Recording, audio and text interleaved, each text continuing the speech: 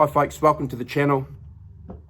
I hoped to have uploaded this video a few days ago, but I've been a little bit under the weather with a cold, hence the snowman look. I hope everyone's doing fine. Anyway, the subject of this week's 5-minute book review is a book called Sympathy for the Devil, The Birth of the Rolling Stones and the Death of Brian Jones by Paul Trynka. Came out in 2014. Paul Trynka, an established writer, music journalist. We're even friends on Facebook. Fantastic writer, knows the subject really, really well. One of the interesting things about this book, and I highly recommend it for Stones fans, because in the course of history, a lot of things have changed over the 60 years. Has it been 60 years? No, 62 they formed, the Rolling Stones. 40 years of the Rolling Stones. History has changed a little bit. And there's a couple of things in this book that I think deserves mention. The research that Paul has done is outstanding. He puts forward a presentation of a very young, clever guy dedicated to this music called the blues, rhythm and blues as it was back then. Fiercely independent at a young age. An interesting point too that we have to remember. Travelling all around the UK basically as a young teenager. But what's really interesting about this book, amongst many other things, is Paul's argument about the open G tuning that Keith Richards talked about in his biography, that he was inspired or taught it by Ry Cooder. Paul Trynka says that's completely incorrect,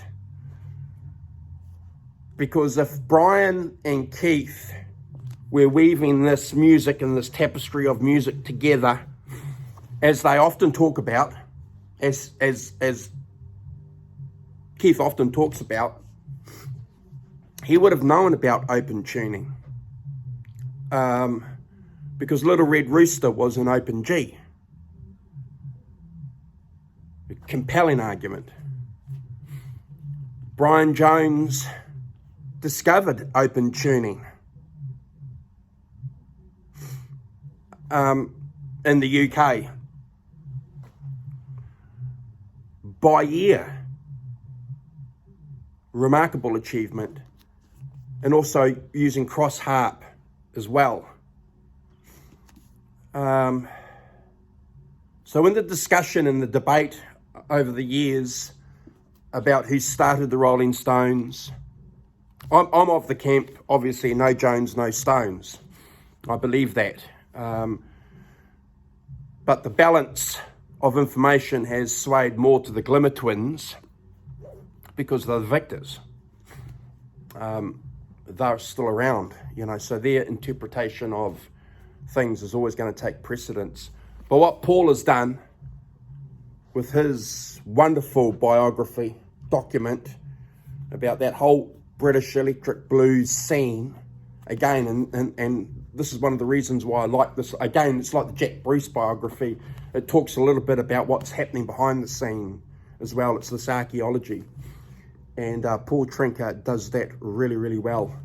Get yourself a copy. It's available on Kindle.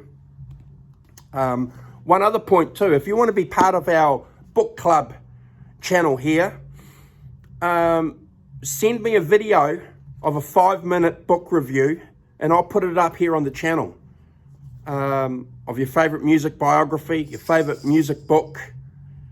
Tell us why you like it or why you don't like it. And we'll put it up here on the channel. As ever, thank you for watching. Thank you for supporting our channel. Thank you for liking our videos and sharing our videos. We've got 2 shows planned for the next couple of days. Tomorrow I'm going live with John Conklin and Jimmy V. And we're going to have Tanner on as well. We're going to be talking all things Van Halen. Got a couple of things there that we want to share with you, and we're going to also talk about the Starfleet project that was released by Brian May a couple of days ago. So we're going to talk about that. And also on Sunday, we've got Brad the Backdoor Man. He's going to lead us. We're going to do part 1 of Eric Clapton's Rock Nights, the first 9 songs. So we look forward to that. Peace. Sympathy for the Devil, the birth of the Rolling Stones and the death of Brian Jones. Paul Trynka. Check it out.